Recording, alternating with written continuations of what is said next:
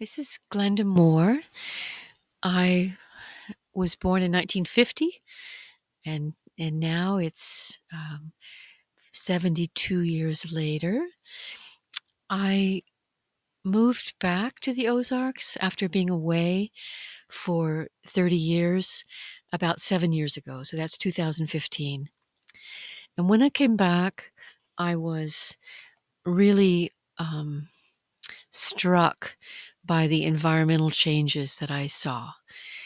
Lake Leatherwood, the 1,800 acres of city parks were practically a wilderness area years ago. There were few hand-built trails in there, but they had already built 8 trails and were building 8 more. The local mountain bike group had been given permission by the Parks Commission to do that using just a topographical map. And I was really astounded that no environmental assessment had been done, no plant rescues, no sense of what was being destroyed. And I began to speak about that. There was not much openness to that, so I began opening. Um, I also saw invasive plants coming in. No one wanted to hear that either. There's a bush honeysuckle, Lonicera macchii, that shades out. The early spring wildflowers need full sun. They begin blooming in March. They're woodland flowers, mesic north-facing slope habitat, and they need that early sun. Well, the bush honeysuckle leaves out so early that it deprives them of that. If we don't do something within 10 years, that habitat will be gone. So I began removing myself. I have now gotten the parks is transformed to a certain extent and is taking up a more environmental approach, and so I'm pleased to see that. But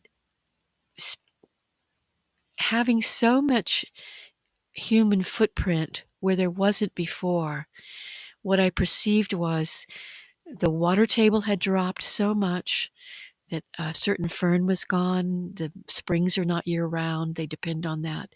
The southern maidenhair fern was abundant 30 years ago. It's practically gone now. I also felt like the way we were interacting with the environment was not respectful. It was whizzing through on bikes, having adrenaline rushes, conquering nature rather than being with nature. And it was disturbing to me. I have worked with the nature spirits since 1980. Um, it's a passion of mine. I can hear them speak to me, and they were very disturbed. They need wild areas. Not only do some of us need wild areas, but they need wild areas to retreat to, and they do many functions from plant care and trees to weather, and they were being disregarded and treated without any respect at all. So I have come out of quietly working with nature spirits for 40 years to publicly working with that. And one of the things I do is I do ceremony 4 times a year on the solstices and equinoxes, where I get water from a major spring. The Roaring River Spring and Blue Spring are the 2 major springs in our area, which are still flowing well. I gather water from there, or from Withrow Springs, which is lovely. That's a Withrow Springs State Park has hiking trails, and it's really a beautiful little spring park over by Huntsville. So I get spring water, and then we put substances in the water, and the substances are held in tiny porcelain pots, which I make as part of the ceremony. So, for instance, for the winter solstice, I use gold, frankincense, and myrrh as gifts. I literally have a gold nugget, and I mortar and pestle them together. Then pine or whatever people bring. I invite people to come to ceremony, and people may bring whatever they feel should be part of the preparation. I mortar and pestle it together and put it in the water, and we stir in a vortex and a counter vortex. And as we stir for about an hour, people energize, spiritualize the water through songs, stories, memories, um, prayers from whatever tradition they hold dear to them.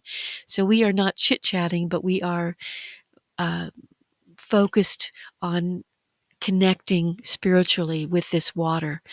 And at the end of it, people can take some of it home. I use it as a gift to the nature spirits, a gesture of gratitude.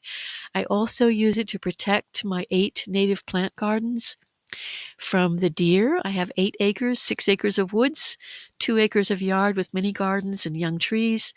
I asked the deer to take the woods, and they largely respect my wishes.